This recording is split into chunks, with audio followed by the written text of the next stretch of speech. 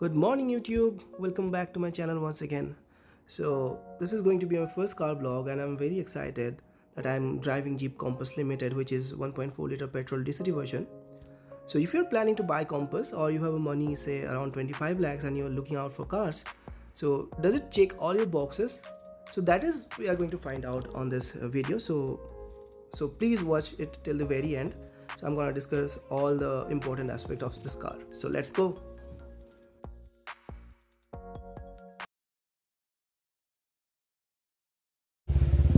ये है jeep compass का लिमिटेड ऑप्शनल वेरिएंट जो कि पेट्रोल में है और ऑटोमेटिक ट्रांसमिशन के साथ आता है। 7 स्पीड ड्राई डुअल क्लच जो डीसीटी गियर बॉक्स है। That is you can see this limited variant. तो इसकी सबसे बड़ी खूबियाँ जो है, आप पहले बिल्ड क्वालिटी देखो इसकी। ये ऐसे दबाओगे ना आप, ये नहीं दबेगा कंपेयर टू टाटा की जो 5 स्टार्स कार आती है। मेरे खुद के पास हैरियर है, तो ये जो पार्ट इन्होंने दिए ना बहुत ज़्यादा हार्ड है, आप नहीं दबा पाओगे। आप कैसे भी करके नहीं दबता है। तो एंड डोर की जो थर्ड है विच इज़ अमेजिंग, और इसकी डोर की जब और एक क्वालिटी है, बस इतना सब छोड़ दो, बस थोड़ा सा पुश करो, ये पूरा लॉक हो जाता है। तो इसमें जो जैसे करते ना पुराने ज़माने में, ऐसे करके एकदम दम करके, तो उसकी ज़रूरत नहीं है। बस थोड़ा सा पुश करो, बस लॉक हो जाता है। It's a very premium touch. ना इसकी जो बोनेट है वो भी काफ़ी हैवी है। इस दैट ना, इसकी जो बोनेट है बहुत ही ज़्यादा हैवी है, आप देख सकते हो, बहुत ही ज़्यादा हैवी है और एकदम नीटली लेड आउट है इसका। आप अगर लेआउट इसकी देख सकते हो ना, तो बहुत ही अच्छे से डिज़ाइन किया गया है। Which is written 1.4 litre multi eight turbo engine के साथ आती है, which producing around 160 bhp and 250 newton metres up to the torque. That's it from the engine. तो अब इसके हम लोग सबसे बड़ी बात यह है, और ये सॉफ्ट क्लोज़ है, एकदम सॉफ्ट क्लोज़ जैसा है। आपको फोर्स करना पड़ेगा, ऊपर से इसे पुश नहीं करना पड़ता है, जो कि बहुत अच्छा टच है। और इसके फ़ीचर वगैरह में हम चलाते हुए बात करेंगे। इसका इंटीरियर आप देख सकते हो। आई थिंक सबको तो पता ही है इंटीरियर कैसी है इसकी। One of the best interior in the segment. और आई थिंक इट्स रेनिंग, तो चल के बात करते हैं।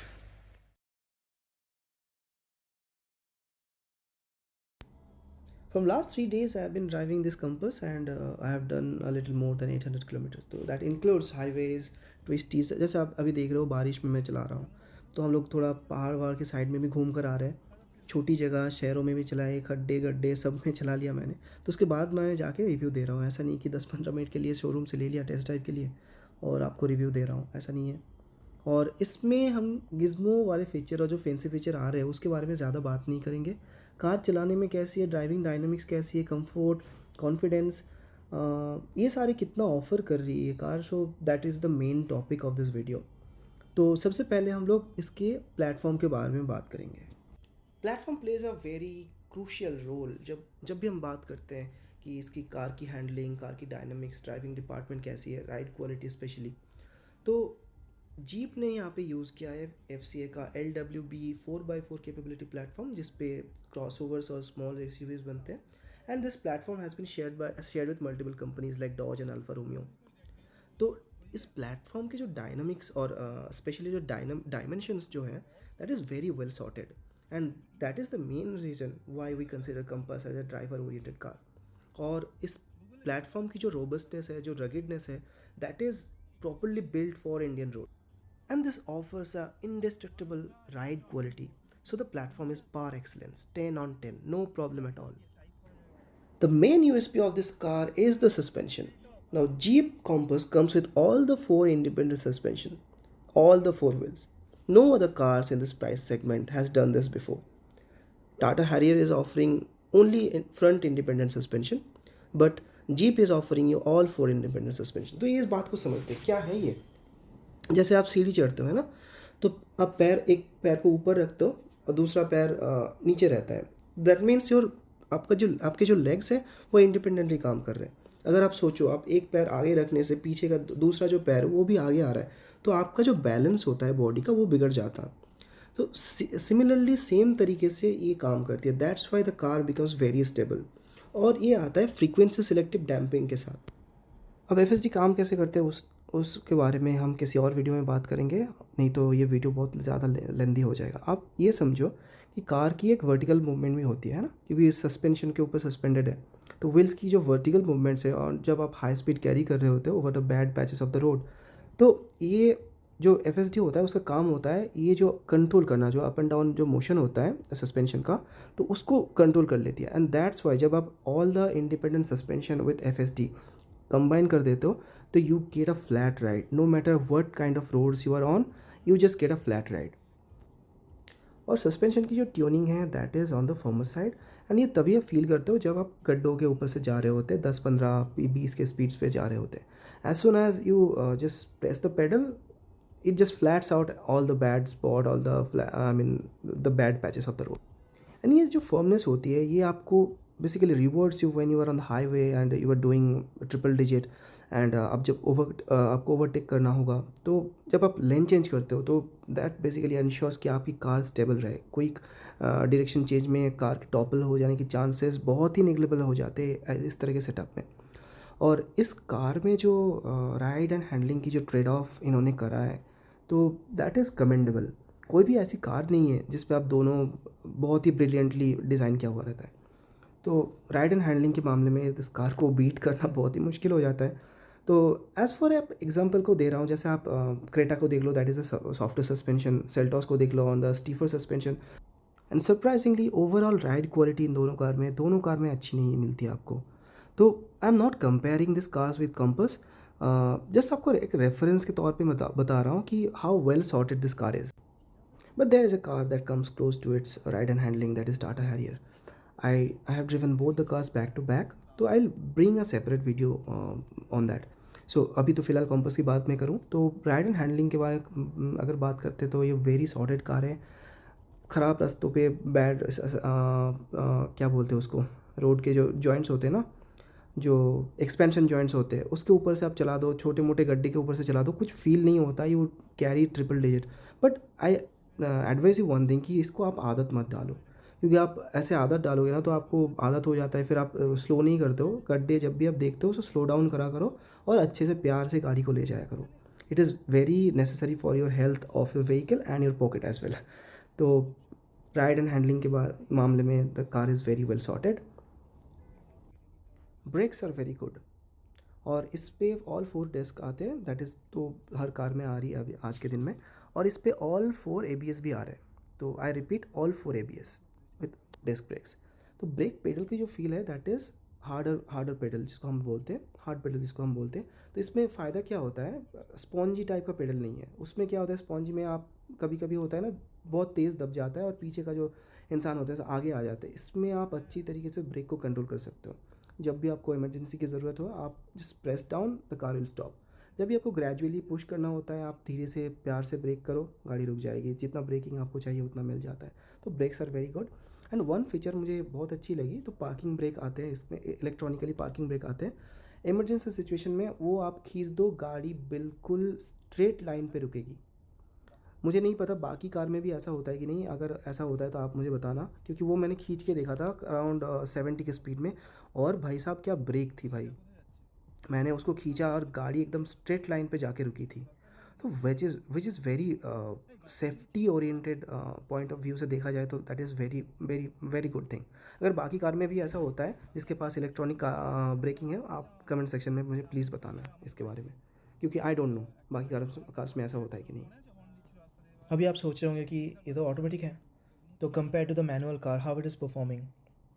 तो एक चीज़ मैं आपको बता दूं, जो मार्केट में जो थॉट्स चल रहे हैं ना कि जीप कॉम्पस का specially the automatic version 1.4 petrol में इसका ड्राइवेबिलिटी अच्छी नहीं है, पुल नहीं है, पार नहीं है, ब्ला ब्ला, क्योंकि कार बहुत हैवी है तो दैट्स वाई।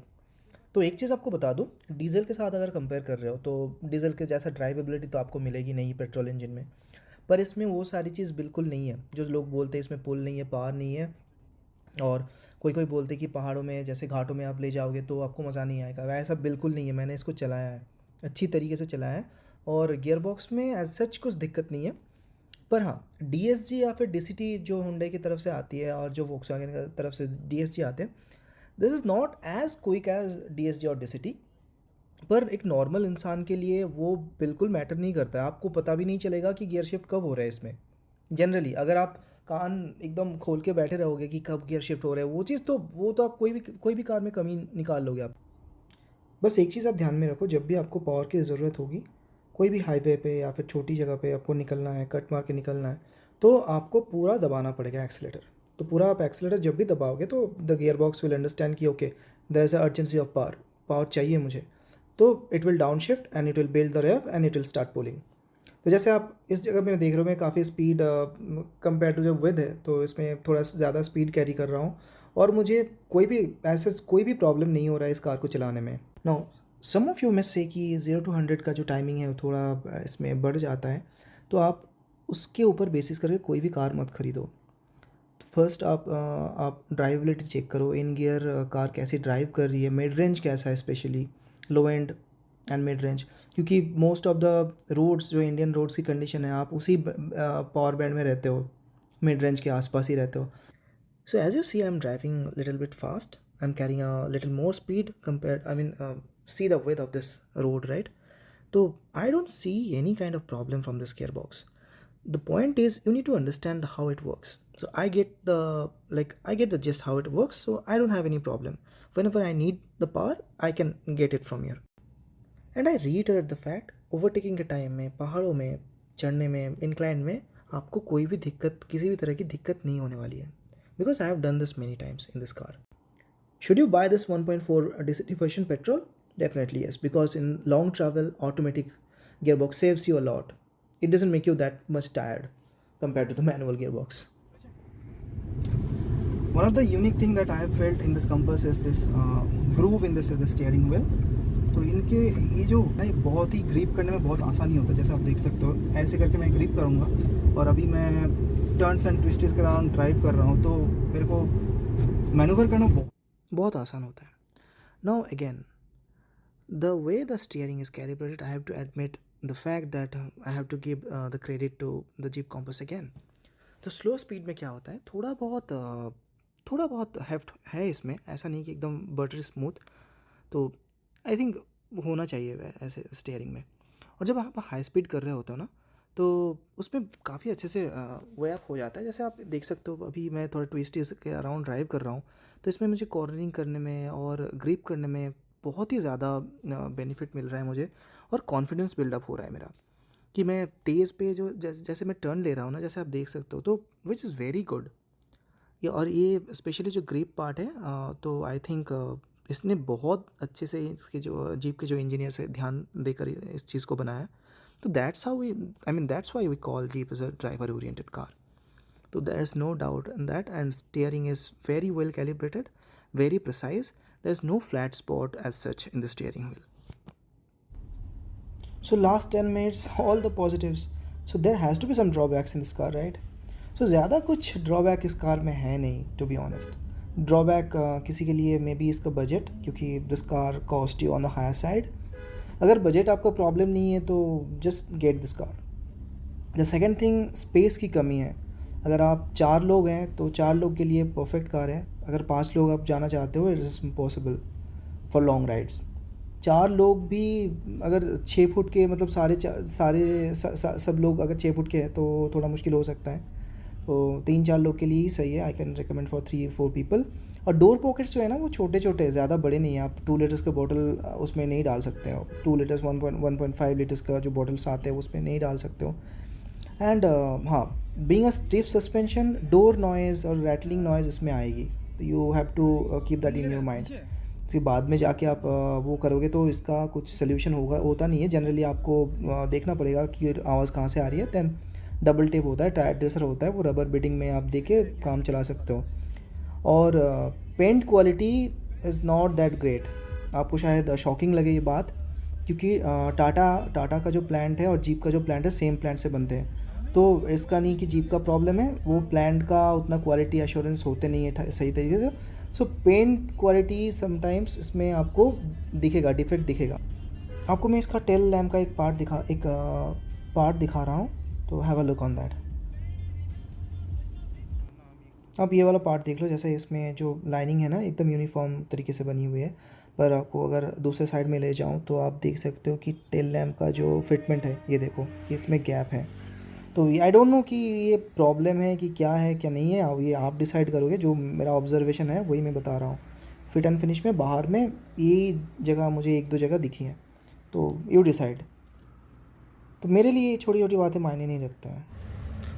अभी सीट जो है वो ड्राइवर के हिसाब से एडजस्टेड है। ड्राइवर की हाइट जो है अराउंड 6 फीट, हाँ अराउंड 6 फीट है, और मेरी जो हाइट है वो 5'10" है। तो आप देख सकते हो इतना लेग रूम बच जाता है, तो this which is well and good. ये 2 लोगों के लिए पीछे बहुत अच्छा है। 3 लोग इस पर बैठ कर, जैसे हम लोग अभी टूरिंग पे निकले हैं, 3 लोग अभी बैठ के इस पर जाना बहुत मुश्किल हो जाएगा। 2 लोग के लिए सही है। बेसिकली ये ड्राइवर ओरिएंटेड कार है, तो इसका मज़ा कुछ और होता है। आप ऐसे 3-4 मैक्सिमम आप 3-4 लोगों को लेकर जाओ और एकदम आराम से घूमो फिरो, उसके लिए गाड़ी बनी है। इस पर बहुत ज़्यादा मारुति वाली फीलिंग है नहीं कि लोगों को डालो और चलो इस पर, ऐसा नहीं है। प्रीमियम कार है, तो प्रीमियम कार का प्राइस तो आपको पे करना पड़ता है, और स्पेस का ऐसा ही होता है। हाँ, आई थिंक ये जो अंडर थाई सपोर्ट है अच्छा है। आई थिंक थोड़ा और एक्सटेंडेड हो जाता तो अच्छा रहता, पर सीट में एज सच कुछ दिक्कत नहीं है। We are doing around more than 500 kilometres, तो उसमें एज सच कुछ दिक्कत नहीं है इसमें। Very good. और एक चीज़ मुझे इस कार की कमी लगी जो है लाइट के सेटअप। तो इसमें सारे के सारे वाइट लाइट आते हैं, एलईडी लाइट्स आते हैं। तो जैसे कि आप देख रहे हो मैं बारिश में चला रहा हूँ और शाम हो चुकी है, और मुझे रास्ते में बिल्कुल भी कुछ भी नहीं दिखाई दे रहा है। बेट मैं अगर अपर डिपर भी करता हूँ ना, कुछ फ़र्क ही नहीं पड़ रहा है। अगर हाई बीम जला रहा हूँ तो मुझे कोई समझ ही नहीं आ रहा है कि सामने क्या है क्या नहीं है। तो this is not a problem of this car. ये पर्टिकुलरली वाइट लाइट जो आती है एलईडी, जिसका टेम्परेचर अराउंड 6000 से 6500 केल्विन के आसपास होते हैं, तो बारिश के टाइम में फॉग में आपको कुछ भी नहीं दिखेगा। और मुझे नहीं पता कि आजकल की जो कंपनियां होते हैं उसमें फॉग लाइट पे भी वाइट लाइट डाल देते हैं। I don't know what is the rational behind it, कि मे बी कॉस्ट का कुछ होता होगा इनका, पर जनरली ये एक प्रॉब्लम है। पर डोंट गेट मी रॉन्ग कि ब्राइट डे में और नॉर्मल डे इसकी लाइट की थ्रो बहुत अच्छी है। लॉन्ग बीम हाई बीम की जो थ्रो है काफ़ी दूर तक जाती है, no problem at all. Normal road condition में बहुत ही अच्छी लाइट है। आप लिख के ले लो ये बात। कोई भी जैसे बाकी सेल्टॉस हो गया, क्रेटा हो गया, उनकी वाइट लाइट तो है, लेकिन उसकी लाइट में वो इंटेंसिटी है नहीं। टू बी ऑनेस्ट, रियली उसकी लाइट जो है बहुत ही घटिया लाइट्स है। तो इसका बस यही प्रॉब्लम है वाइट लाइट की, जो बारिश के टाइम में और फॉग में ये काम नहीं करेगा। Else it is superstar. दिन ख़त्म हो चुका है, तो वीडियो को भी ख़त्म करना है। सिंपल रखते हैं चीज़ को। अगर आपके पास बजट की कोई प्रॉब्लम नहीं है एंड आप लोग 3-4 लोग हो, तो आप जीप कॉम्पस बिल्कुल ख़रीद सकते हो। And if you don't like sedan, so this is the best option in the market at this price range. अगर स्पेस ज़रूरी है एंड बजट भी आपके थोड़ा हाई लगे, तो आप टाटा हैरियर के पास जा सकते हो। अगर उसमें भी नहीं बैठ रहा है आपका, तो आपके रिक्वायरमेंट्स जानिए और अवेलेबल कार्स की टेस्ट ड्राइव ले लीजिए। फिर उसके बाद आप डिसाइड करिए कि कौन सी कार आपके लिए सही है। For any other information please comment below.